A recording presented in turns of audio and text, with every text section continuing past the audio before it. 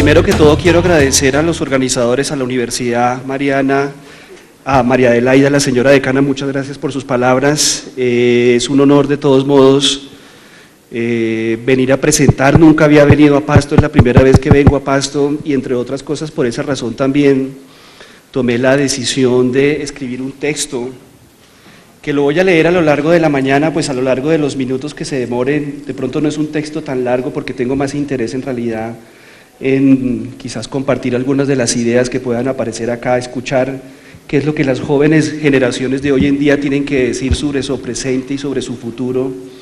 Entonces trataré de ser mesurado con la lectura del texto.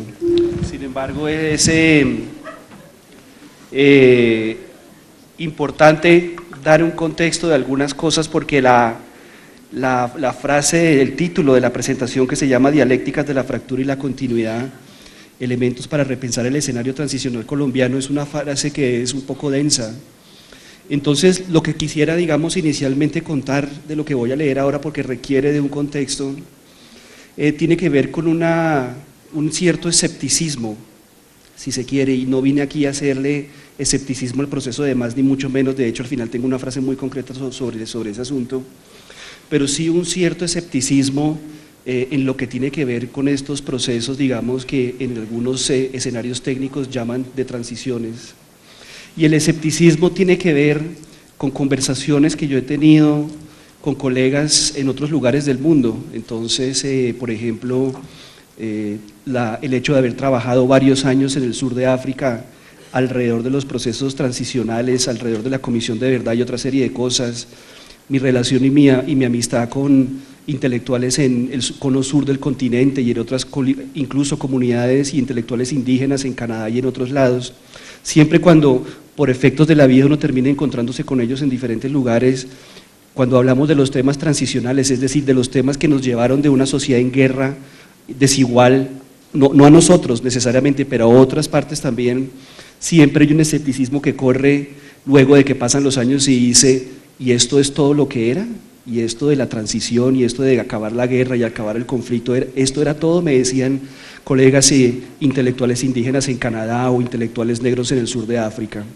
Entonces, el texto está escrito con la intención, y por eso digo que aproveché la oportunidad para venir a Pasto y escribir unas palabras alrededor de un programa de investigación que tengo y sobre el que hemos estado trabajando algunas personas, la creación incluso de un instituto de estudios sociales de las transiciones, para tratar de desentrañar en qué consisten estos procesos de cambio, porque lo que se está gestando en Colombia, querámoslo o no queramos, con las limitaciones y sus posibilidades, es un escenario de cambio. La profundidad de ese cambio es lo que está, digamos, de por medio, ¿no? Entonces, en ese orden de ideas, el texto está dividido en 3 o 4 partes que funcionan a manera de viñetas, están todos interconectados y en últimas lo que hace es poner sobre la mesa algunas preguntas, pero creo que la más importante para este escenario es pensar que eso que llamamos transición hay que pensarlo de manera integrada e interdisciplinariamente, no de manera disciplinaria en donde cada disciplina le pone un pedacito al todo, sino que hay que comenzar a construir objetos de pensamiento que sean producto de las intersecciones y no producto de las disyunciones disciplinarias. Entonces, insisto, y hay una perspectiva aquí muy clara de lo que yo llamo también justicia transicional, entre comillas, desde abajo, y van a notar por qué es eso. Y entonces, pues vamos a ver, voy a leer el texto a ver cómo nos va. Hay partes que son un poco densas, sobre todo la primera, voy a tratar de leerla lo más clara posible, y con toda franqueza lo que quiero con esto es, de alguna forma, desarrollar una discusión acá si es posible. Entonces, dialécticas de la fractura y la continuidad. Últimamente no veo muy bien, entonces no sé si leer con gafas o sin gafas, entonces me disculpan si cambio las is por las as por eso. Primera parte. En este texto quisiera realizar una reflexión, quizás un tanto sucinta, en torno al escenario transicional colombiano y sus futuros dilemas. De entrada quisiera decir que con este término hago referencia a los espacios sociales y sus dispositivos legales, geográficos, productivos, imaginarios, sensoriales, etcétera, que se gestan como producto de la aplicación de lo que llamo de manera genérica leyes de unidad nacional y reconciliación, y que se caracterizan por una serie de ensambles de prácticas institucionales, conocimientos expertos y discursos globales que se entrecruzan en un contexto histórico concreto con el objeto de enfrentar graves violaciones a los derechos humanos y otras modalidades de violencia. Ahí me toca hacer un pie de página, hablando de las disciplinas. Hay que comenzar a decir que yo soy antropólogo, y la perspectiva que yo tengo sobre estos problemas es una perspectiva, como ustedes van a ver, que no está necesariamente preocupado de manera directa por las grandes conceptualizaciones, si se quiere, legales o políticas en torno a estos temas, sino que mi preocupación en realidad es ver la manera como esas abstracciones legales y políticas terminan aterrizando en la sociedad. Es decir, por ejemplo, alrededor de la ley de víctimas, lo importante de la ley de víctimas, a mi modo de ver, es cómo opera en el mundo de la vida cotidiana, que es el mundo en el que nosotros nos movemos. Entonces, para efectos de eso, yo construí, digamos, esta definición que efectivamente se centra en esos procesos de interacción, y eso es lo que dice ese párrafo un poco enredado y complicado. De esta definición quisiera señalar que mi aproximación al fenómeno de lo transicional se centra en el estudio de la dialéctica entre la continuidad y la fractura de ciertas modalidades de violencia. La posibilidad de observar dicha dialéctica se da en la medida en que se estudien las porosidades creadas por el espacio transicional, en donde modelos globales de administración de los conflictos y sus consecuencias se entrelazan con prácticas e interpretaciones locales que entran en el discurso público como parte de los recursos sociales que una sociedad crea para enfrentar los efectos de esta guerra. Estas porosidades, estas reticulaciones, en cierta forma, cuestionan algunos de los presupuestos que subyacen bajo lo que he denominado la promesa transicional, a la cual me voy a referir más adelante, y la gestión de lo que también he denominado la imaginación social del porvenir. Segunda viñeta, que es lo que yo llamaría una viñeta etnográfica. Ay, gracias. Entonces, mi perspectiva, como yo les decía, es el estudio de estos procesos desde abajo, desde las interacciones sociales. Y les voy a contar, para aquellos que no son antropólogos, a través del texto, qué es lo que yo hago. Entonces, para eso escribí la segunda viñeta, que se llama La mirada subterránea, desde donde mira Alejandro Castillejo estas cosas. Extraigo entonces de mis notas de campo fragmentos de ese encuentro, parte del performance del dolor, de la puesta en escena de la restitución de la dignidad del otro, leída en el lenguaje del Estado y de las semióticas de la transición. Aquí me toca contextualizar. Lo que voy a leer a continuación son unos pedazos de mi trabajo de campo que yo trabajé un tiempo en el grupo de memoria histórica haciendo una investigación sobre los procesos de las versiones libres. Y parte de, digamos, como no he metido tanto dentro de ese proceso, yo fui uno de los editores, digamos, de uno de los volúmenes del grupo de memoria sobre ese tema particular. Lo que en una ocasión particular en los Llanos Orientales hubo una reunión de víctimas, donde producto de la investigación de la Fiscalía en el marco del proceso de justicia y paz, le presentan a un auditorio de este tamaño y con esta cantidad de gente, entre otras cosas, hacen una presentación oficial de la identificación de todos los restos que habían encontrado a raíz de la investigación sobre las autodefensas del Meta, específicamente. Entonces, el fiscal que llevaba el caso, creo que era el fiscal 56, pero era una cosa que se llama unidad satélite en los Llanos Orientales, me invita por cosas de la vida. A veces los antropólogos terminamos aterrizando en sitios sin que nos demos cuenta, entre otras cosas, y eso es lo fascinante, entre otras, de la disciplina. Entonces, por diferentes motivos y razones, el fiscal me invita a participar de todo el proceso. Yo me demoré 2 años trabajando, no consultando con ellos porque yo no funciono ahí como consultor ni nada, sino acompañando el proceso y mirando a qué sabe Justicia y Paz visto desde el proceso, desde puro abajo. Entonces, en esa ocasión, él reúne a 400 personas, todas eran víctimas de desaparición forzada, y en ese punto yo estaba metido entre el público porque a mí me habían invitado como la mesa directiva con la ONU, con otro poco de instituciones importantes, y yo me rehusé a sentarme en la mesa directiva y les dije que lo importante de este evento no estaba en la mesa directiva, sino en lo que pasaba en el auditorio precisamente. Entonces, por esa razón terminé sentándome en medio de la gente, y lo que el fiscal hizo fue presentar uno por uno fotografías de todos los desaparecidos y sus identidades. Entonces, lo que yo voy a leer a continuación fue ese momento, y pues van a entender un poco cómo voy entrando en todas estas cosas para finalmente después hacer una serie de preguntas. Y dice los apuntes del diario de campo: sobre las imágenes de los desaparecidos. Esta mañana, cuando la Fiscalía presentó al público las identidades de los restos encontrados, entendí que en este escenario había mucho en juego. Una parte de las fotos que se mostraron fue sacada de álbumes familiares. En estas, el muerto posaba en vida con su familia durante festejos y momentos íntimos. Estas fotografías daban testimonio de la manera como los seres humanos particulares están inmersos en redes de relaciones familiares y sociales en general, e ilustran lo que se fractura con la muerte, con la guerra. La vida cotidiana, la continuidad temporal que se gesta entre generaciones retratadas, la proximidad. Por supuesto, son fotos seleccionadas por los dolientes para mostrar un mundo mejor, un mundo que ya no existe. Son un rastro no solo del pasado, sino de los sentimientos en el presente. Aquí las fotos alcanzan a ser rostros, como diría Levinas, a esa sedimentación del pasado. Se vislumbra una historia, una serie de itinerarios existenciales reconocidos por sus deudos, por sus dolientes, en la fisionomía de una época de la vida, en las arrugas que ya no están, en los dobleces del cuerpo. Comentarios de los asistentes daban muestra de ese vínculo. Mira si estaba gordo, con Rosita el día del matrimonio, cierre comillas, murmuró una señora delante mío. Estas fotos son inusualmente íntimas, considerando las circunstancias. Son una sedimentación de la memoria, una pila de recuerdos, unos al lado de otros.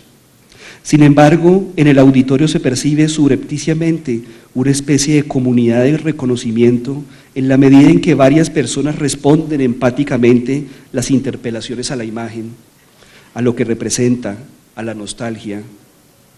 Sin embargo, la mayoría de las fotos de los registros visuales eran tomados de archivos de periódico. Muchas de estas fotos eran realmente fotocopias, en buena parte de algún amarillento matutino que había sacado la noticia de su muerte. La Fiscalía realizó una búsqueda y organizó un archivo con este material. El hecho es que la gran mayoría de fotos eran de caras de personas con el cuerpo por fuera del marco de la imagen. En este grupo de fotografías hubo un intento por ponerle una cara al muerto, para recordarlo, para identificarlo, habiendo pasado más de una década del homicidio o de su desaparición. Pero la identificación no era fácil en algunos casos. En estas fotos el muerto es, en cierto sentido, una abstracción para el público que la ve, no obstante su empatía y su comunalidad, que se crea con el dolor colectivo. Las fotos no hacían referencia ni podían hablar de las relaciones de cercanía y distancia, de intimidad y anonimato que las anteriores sí. Las caras estaban como suspendidas en la pantalla, en la historia. En muchos casos, la fotocopia no estaba en mal estado, permitiendo que las personas se vieran relativamente bien, con sus facciones más o menos delineadas, sus arrugas y pliegues como dibujados, retocados. En esos pliegues hay un pequeño instante de confusión en donde la tinta inconstante e irregular de la fotocopia convergía sutilmente con el rostro a través de las arrugas y de los contornos montañosos que constituyen la cara cuando es vista a una escala diferente, muy pequeña. La artificialidad de la foto y la realidad física del rostro se unían en un pequeño mundo visual que constituía la presencia del otro. Así, había fotos en las que no se sabía quién era la persona y qué artilugio de la imagen. Eran casi indistinguibles. Había un ensombrecido de la imagen que daba la sensación de la desaparición de la persona, paulatina. Sus caras eran casi imperceptibles, sombras difusas, siluetas inconclusas, fisionomías sin terminar. A duras penas se sabía quién era el muerto al leer el nombre en la parte inferior de la diapositiva. Los dolientes mismos a veces no tienen fotos de sus desaparecidos y los periódicos no registran la imagen e incluso a veces ni siquiera la muerte. Ante la espera de los dolientes aparecen espectros, apariencias, presencias que no están pero que no se han ido del todo, ni de la vida de las personas ni de la imagen fotográfica. De ellos tenemos sus sombras que en la distancia dan testimonio como un acto de fe de su vida en este mundo. Sí, las imágenes copia, las sitúa en una especie de inframundo donde las cualidades materiales del otro se difuminan.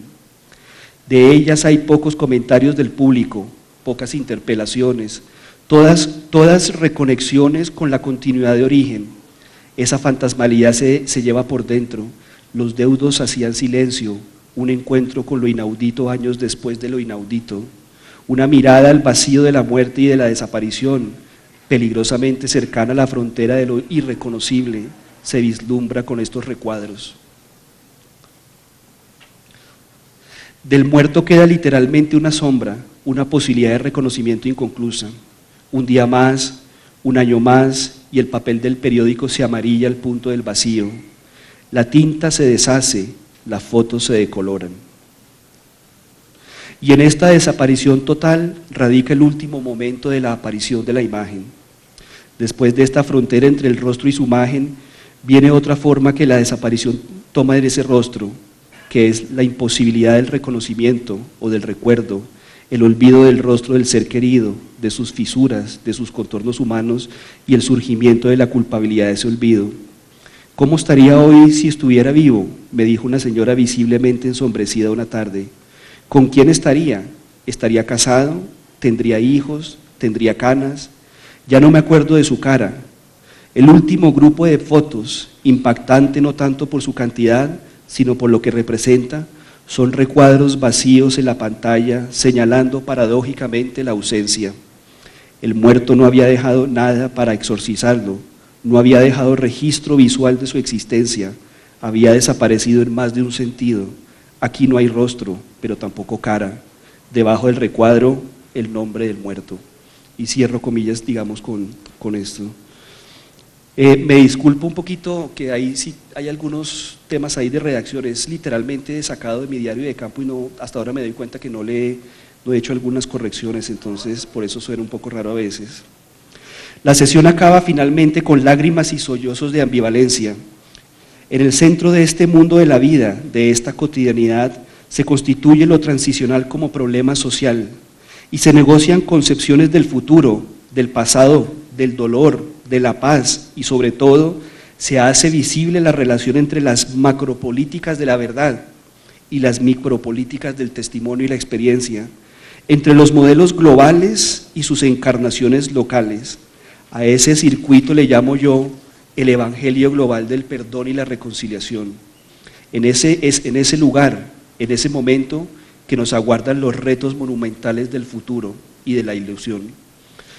Aquí quisiera hacer un breve comentario sobre este tema de ilusión y es muy antropológico también, muy brevemente, y es que yo uso el término en su doble acepción. Escribí hay una serie de textos, para mí es un texto muy importante, un concepto importante para entender lo que pasa, y es que cuando uno habla de transiciones, o cuando habla uno de otros términos asociados, transiciones, justicia transicional, leyes transicionales, entonces aquí en Colombia aparece la ley de víctimas, la ley de justicia y paz, la unidad de víctimas y toda una cantidad de digamos, instituciones oficiales y no oficiales. Entonces, la manera como yo veo ese proceso es que yo entiendo la transición y estos escenarios de transición como unos momentos intermedios en donde las sociedades pasan, entre comillas, de un estado A, entran en un estado transicional y pasan a un estado B. Es un poco lo que le pasa a los niños cuando se hacen adultos, que atraviesan, esto pues es una generalidad, ¿no? Pero pasan por la adolescencia que para algunas personas es visto como una instancia intermedia, que no es ni niño ni adulto, y los adolescentes se portan a veces como niños y a veces hacen exigencias de adultos, entre otras cosas, y en eso consiste la ambigüedad de esos momentos transitorios.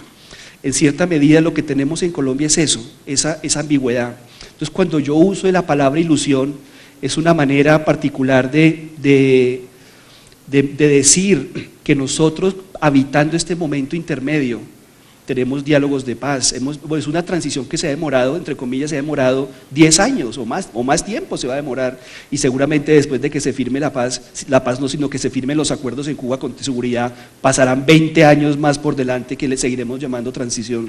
Entonces el término ilusión acá, yo digo que nosotros en nuestra vida cotidiana, nosotros aquí sentados, estudiantes, profesores, la gente, digamos, por fuera de las universidades, construimos en momentos específicos de la historia concepciones del futuro, lo que llamo el porvenir, y en esta concepción del futuro que nosotros estamos articulando hoy en día con múltiples complejidades, emerge lo que llamo la ilusión, y la ilusión tiene esta doble connotación. Por una parte, nos hacemos ilusiones del futuro y decimos, ojalá tengamos un país posguerra, post todo, posviolencia, post todo lo que ustedes quieran, pero al mismo tiempo somos conscientes de las múltiples complejidades de eso, y de pronto lo que nos estamos haciendo son ilusiones, en el sentido de la frase completa. Entonces yo uso la palabra en esa doble connotación, y es importante resaltarlo porque seguramente va a aparecer después. Y en el marco de esa ilusión emerge, digamos, lo que podríamos llamar la promesa de la transición. Y es hacia esa promesa de la transición que yo quiero hacer unos comentarios, porque si ustedes se ponen a mirar los avisos institucionales y mucha de la propaganda que hay, se nos promete otro mundo distinto. Pero ese se nos promete, mi opinión sobre eso es que nosotros deberíamos construir un mundo distinto y no solamente esperar a que se nos prometa. Entonces voy a leer un poco esta segunda viñeta o tercera, ya no sé cuál, sobre el tema de la promesa. Dice, quisiera retomar entonces lo cotidiano para abstraer mejor la dialéctica que mencioné anteriormente y lo que implicaría para unas ciencias sociales trabajando en colectivo. Y aquí sí es una crítica clara, las ciencias sociales operan de manera disyuntiva con frecuencia. Las maneras en que diversas sociedades han experimentado una multiplicidad de formas de violencia ha estado en el centro de una serie de debates académicos y políticos en las últimas décadas. Una de las preguntas centrales en estas discusiones ha sido precisamente la cuestión de cómo sociedades y naciones concretas enfrentan su propio pasado violento y viven con sus consecuencias y efectos en el presente. En este sentido, el esfuerzo académico se sitúa en una variedad de campos de conocimiento que no voy a referir. En el centro de estos se encuentran las preguntas por los recursos legales, sociales, culturales y políticos que una sociedad tiene a la mano para lidiar con su propia historia. Y esto es algo que yo he aprendido en otros lados, diferentes sociedades tienen diferentes recursos para enfrentarse a sus propios pasados, a pesar de que haya ciertas estandarizaciones internacionales.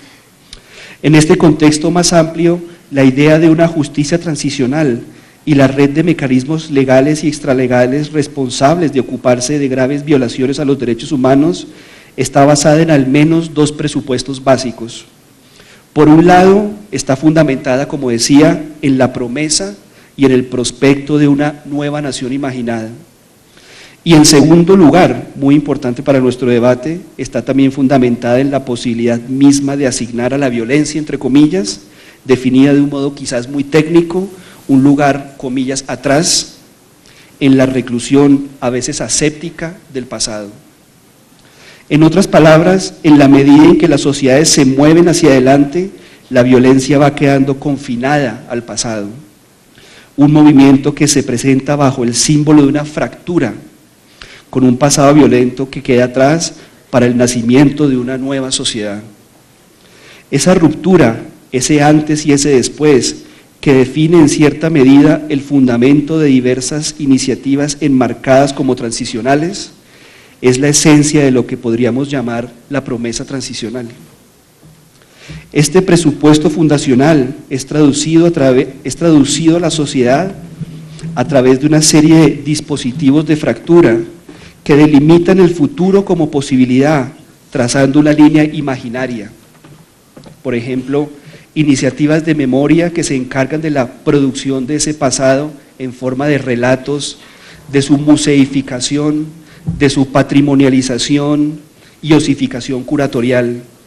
Programas de reparación fundamentados en concepciones particulares de la víctima y del daño o modalidades esquematizadas de concebir la violencia, que sanan la herida causada, comillas, por la violencia al enigmático tejido social.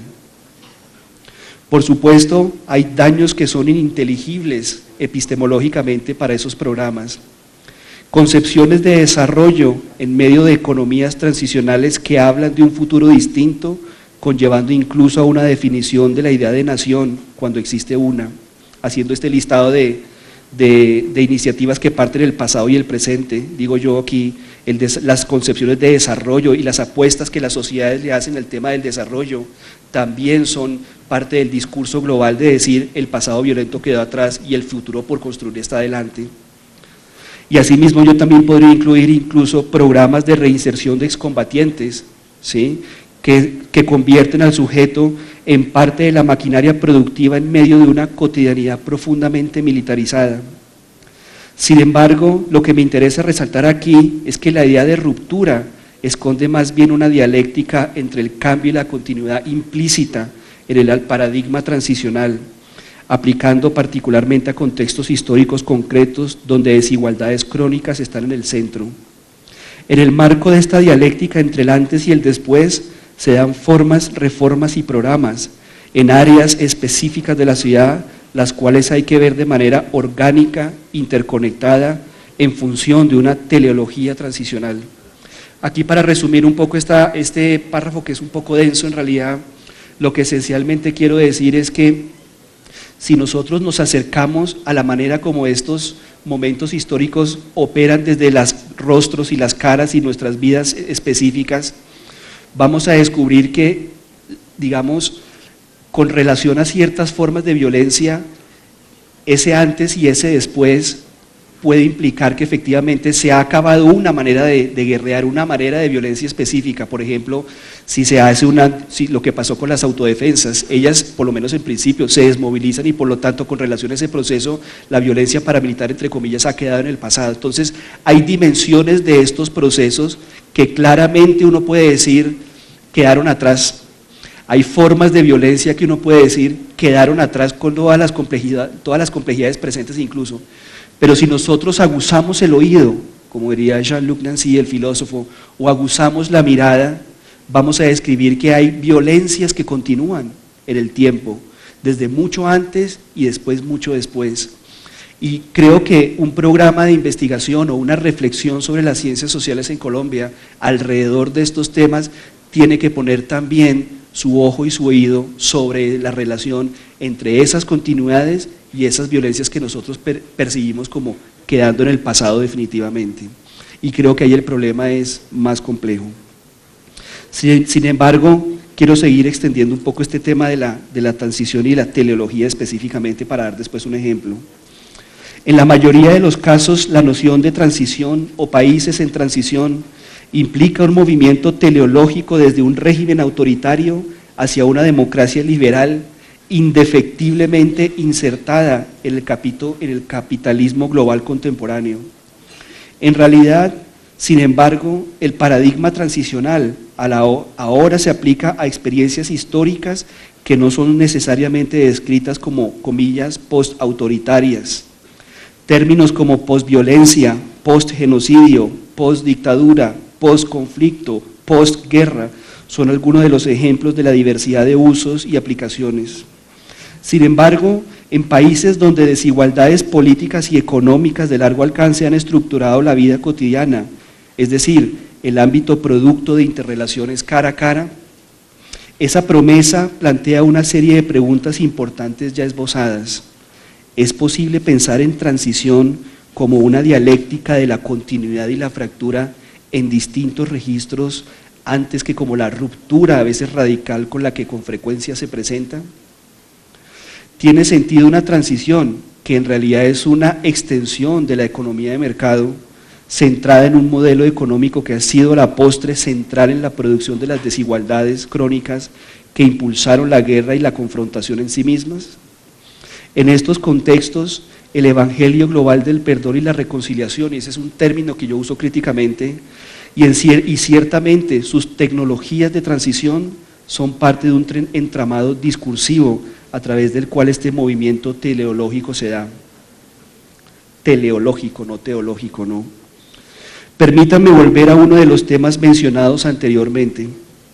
En diversos escenarios transicionales, una manera particular de tratar las desigualdades materiales enraizadas históricamente ha sido implementando programas de desarrollo. Sin embargo, este nexo entre reparaciones, justicia transicional y políticas del desarrollo del tipo Banco Mundial, es decir, políticas que promueven la expansión de reformas legales basadas en el mercado, no engloban lo que he denominado las víctimas de los daños históricos. Comunidades indígenas, por ejemplo, particularmente localizadas en zonas estratégicas, han identificado estos programas de desarrollo en tanto dispositivos transicionales fundamentados en la idea de una responsabilidad social corporativa y buen gobierno, parte de una historia de mayor envergadura temporal, un continuum de explotación, exclusión sistemática y destrucción ecológica intersectándose con la justicia transicional y el capitalismo extractivo. En este contexto, por ejemplo, no se da ni una fractura radical con el pasado violento ni el prospecto de la promesa de una nueva sociedad. La pregunta es apenas obvia: ¿qué es entonces violencia? ¿Cómo la nominamos técnicamente en un contexto concreto? A estos múltiples registros interconectados subjetiva, comunitaria, política y económicamente de los efectos del conflicto armado y de la guerra, que se sitúan por fuera y por dentro de las arquitecturas legales de estos escenarios, les llamo daños sociales, a diferencia de daños colectivos. De la esfera colectiva e intersubjetiva, integral, del dolor como experiencia social, la instancia de la ruptura de la proximidad con el otro. Quiero terminar esta parte con una pregunta que emerge de la propia liminalidad del momento transicional, sin desconocer la obviedad de la coyuntura de desmilitarizar nuestra sociedad. ¿Hasta qué punto se ha transformado el discurso de la utopía y del nuevo hombre, entre comillas, en una promesa tecnificada y en una pura ilusión de una sociedad futura? Tercera viñeta, se llama ¿y las ciencias sociales y humanas qué? La lectura de estos escenarios plantea un cambio en la escala de percepción, yo la llamo una inflexión, un retorno a lo histórico, a la historicidad de lo cotidiano, a los planos de clivaje que la constituyen, sus burocracias establecidas, sus discursos y presupuestos fundacionales, sus prácticas institucionales, todas vistas desde una perspectiva que privilegie el mundo de los significados. Nótese que no hablo inflexión de escala de observación, sino de percepción. Lo que digo es que hay que comenzar a aprender a mirar y a escuchar desde ahí abajo. Hablo de una lectura amplia del espacio creado por la circulación de conceptos, justicia, verdad, reconciliación, perdón y teorías, pero vista desde sus negociaciones y contenidos sociales. Una perspectiva de este dispositivo tendría que comenzar por leer arreglos de manera integrada, como ya lo mencioné, como parte de procesos sociales e históricos donde modelos globales de gobernabilidad son implantados localmente. Aquí comienza a emerger un tema y ya no me demoro mucho para terminar, aquí comienza a emerger un tema muy importante y lo voy a referir ahora, es la relación entre lo local y lo global en todos estos dispositivos. No obstante su profusa e industrial producción académica y a la vez la profunda formalización de los términos de un debate, el paradigma transicional amerita un acercamiento a sus presupuestos desde su configuración cotidiana. En los países que se han aplicado este tipo de tecnologías de gobernabilidad, estos paquetes tecnológicos se evidencia el resurgimiento, como en Sudáfrica, que se pensaban como pasados una vez la fractura de la transición implícita en el término posconflicto se instaura. Hay una necesidad de entender desde la investigación empírica las múltiples razones por las cuales otras sociedades parecen naufragar en medio de la promesa de una nueva sociedad, de los retos portentosos que enfrentan y las gigantescas limitaciones que, por ejemplo, en Colombia emergerán. Esto, por supuesto, es legible solo en una clave que simultáneamente lee registros donde la sociedad cruza el umbral de la paz relativa, por ejemplo, cuando se asocia al fin de una confrontación armada. Pero entre otros registros, las violencias asociadas a esa misma confrontación continúan. exclusión endémica, desigualdades crónicas, incluso en estados de metástasis como en América Central, en Guatemala, Salvador, que a pesar de los procesos de transición que se dieron allá, son sociedades que están totalmente avasalladas por formas de violencia que ya eran históricamente situadas ahí, sino que han tenido una metástasis en la última década. Suráfrica, en donde trabajé durante 4 años en el proceso pues el proceso específico allá. En noviembre del año pasado tuve la oportunidad de ir a dictar un seminario en una universidad en Ciudad del Cabo, y 10 años después de que no volvía por el país, llegué con mucha emoción porque yo entre otras cosas, fui muy feliz allá, debo decirlo, y volvía después de 10 años a reencontrarme con una sociedad que yo había dejado esperanzada pensando en el futuro de una manera muy positiva, y ahora que vuelvo en noviembre descubro una sociedad totalmente avasallada por violencias estructurales que eran constitutivas de esa misma sociedad. En últimas, el proceso transicional cambió el poder político en Sudáfrica, pero nunca cambió el poder económico, y eso se está sintiendo ahora de manera muy fuerte por la increíble pobreza que hay en ese país. En resumen, como se decía, la reflexión sobre la naturaleza del campo de estudio sobre lo transicional permite realizar una serie de cuestionamientos y hacer visible la necesidad de entender la implementación de leyes e instituciones sobre el que se fundamenta desde una perspectiva particular. Cuando digo campo, llamo la atención sobre la superposición de los campos académicos, de los campos de fuerzas, incluso del campo antropológico, entre otros.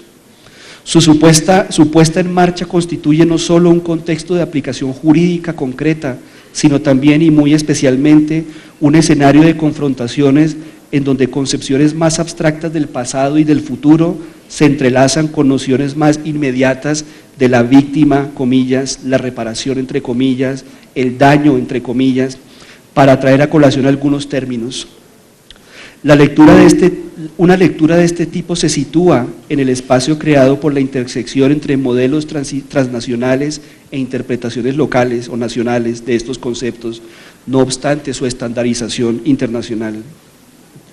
En medio de estas múltiples e incluso simultáneas transicionalidades, si ustedes se ponen a ver, Colombia en este momento posiblemente está operando bajo varias transicionalidades potenciales, reales e ilusorias, porque hay los procesos de desmovilización de los paramilitares, el proceso de negociación en Cuba, etcétera. Hay múltiples registros de todo eso, y eso es importante tomarlo en cuenta, y con este último párrafo termino. Una lectura de este tipo se sitúa en el espacio creado por la intersección entre modelos transicionales e interpretaciones nacionales. En medio de estas múltiples e incluso simultáneas transicionalidades, las que emergen del proceso con los paramilitares o las que se gestan en Cuba, las ciencias sociales tienen un doble reto, no necesariamente mutuamente constituyente. Por un lado, sensible, es decir, imprimir una sensibilidad distinta a lo que a través de estos procesos y sus funcionarios significa en la práctica la idea de nación, o naciones en plural. Y sé perfectamente que el término es una abstracción llena de fracturas. Quizás estemos ante la oportunidad de pensar con más sentido histórico y colectivo la naturaleza de esas fracturas. En otras palabras, al proceso de paz y a lo que venga, tenemos que sumarle como científicos sociales, con espíritu de colaboración, so pena de que el país no caiga en manos de líderes que sí se echan el país al hombro, pero lo hacen para devolverlo a la guerra. El otro reto es crítico: desnaturalizar la promesa y la ilusión de la transición, entender que esto es una localidad en un sistema de coordenadas más amplio y que requerirá buscar otros términos de referencia, otros modos de investigar y quizás otra práctica intelectual y pública distinta. Creo que la agenda de investigación social en los próximos años habitará de alguna manera esta pendulación. Y con eso termino. Muchas gracias.